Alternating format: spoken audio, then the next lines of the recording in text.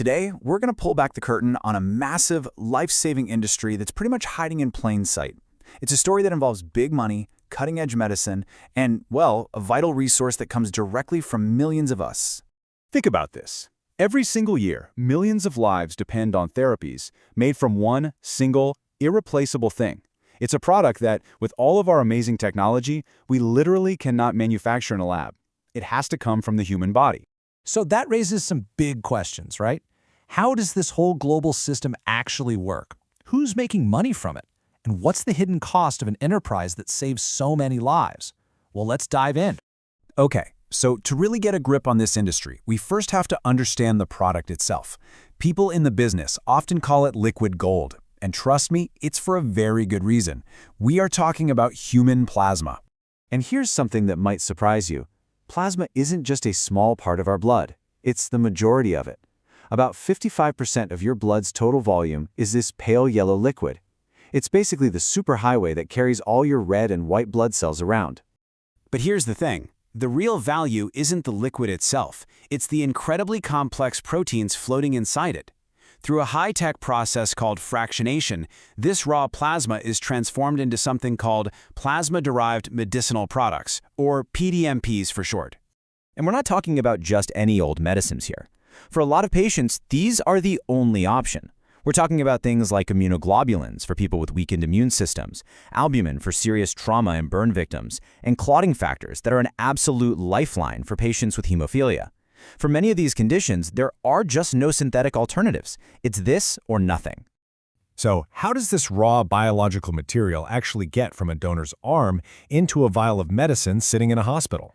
Well, it's all part of a highly sophisticated and mostly hidden global supply chain. It all starts with the collection. A donor goes through a process called plasmapheresis, which separates out the plasma. From there, it's frozen solid and shipped all over the world to these massive industrial facilities. That's where fractionation happens, where they pull out those valuable proteins. Then finally, the finished medicines get sent out to hospitals. It is a huge logistical dance. And the scale here is just mind-boggling. To create just a single batch of medicine, especially something complex like an immunoglobulin therapy, companies need to pool plasma from thousands, sometimes even tens of thousands of different people. Which brings us to the most crucial, and you could say the most controversial part of this entire system. Where on earth does the vast quantity of plasma needed to fuel this industry actually come from? Well, the answer, for the most part, is that it's purchased. Unlike when you donate whole blood, which is almost always a voluntary act, commercial plasma centers actually pay donors, usually somewhere in the ballpark of $40 to $70 a pop. Now, the reason people can donate so often is because that plasmapheresis process I mentioned, it's pretty clever. It separates out the plasma and then returns your red blood cells right back to you. Because of that, regulations, particularly in the US, allow people to donate as often as twice in a single 7-day period. And that high frequency is absolutely key to getting the massive volume the industry needs. And all that massive volume, well, it fuels an equally massive business. Demand for these therapies is going up all over the world. So let's pull back the curtain and look at the economics of this hidden industry. Get ready for this number. The global market for these plasma-derived therapies is worth well over $25 billion a year, and it's not slowing down. Projections show it growing to over $40 billion in the next few years. This is a true pharmaceutical juggernaut. And you know what? This massive market isn't spread out among a bunch of companies. It's actually highly consolidated. Just a handful of multinational giants. You're looking at companies like CSL Behring, Takeda, Grifols, and Octapharma.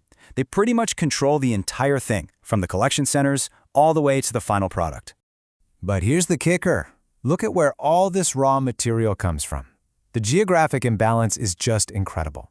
The United States, because of its specific regulations and system of paid donation, supplies roughly 70% of the raw plasma for the entire world. The whole global system basically hinges on one country. And that reliance, that crazy imbalance, brings us right to the heart of the matter. The really complex ethical dilemma that this whole multi-billion-dollar business is built on. This is where things get really complicated. On one hand, supporters argue that paying donors is pretty much the only way to guarantee we have enough of these life-saving medicines to go around. It's efficient and it works. But on the other side, critics raise serious concerns. They argue it can exploit economically vulnerable people, that it turns a part of the human body into a commodity, and that donating so frequently might pose long-term health risks. Now, it's really important to point out that product safety has come a long way. The industry was rocked by some truly tragic contamination crises back in the 1980s, which forced a complete safety overhaul. Today, the system is governed by incredibly strict screening and virus-killing processes to make sure the final medicine is safe. But that ethical puzzle is still there. You have this really strange situation where many countries that forbid paying for plasma on moral grounds, they still import and use medicines made from plasma that was collected from paid donors in the US. Someone once called it a global moral arbitrage, where the ethical rules in one place enable a business practice that supplies another. All right, so let's just boil this all down. What are the big takeaways? First, plasma is a vital, totally irreplaceable medical resource. Second, it's the fuel for a massive $25 billion plus global business run by just a few big companies. Third, that whole system is built on a foundation of paid donors, who are mostly in the United States. And finally, all of this creates a really deep tension between the absolute need to save lives and the ethics of how we get the materials to do it. So in the end, we're left with this incredible paradox, a system that unquestionably saves lives, but does so by putting a price tag on a part of the human body. And the question that leaves us with is, what does that mean for all of us?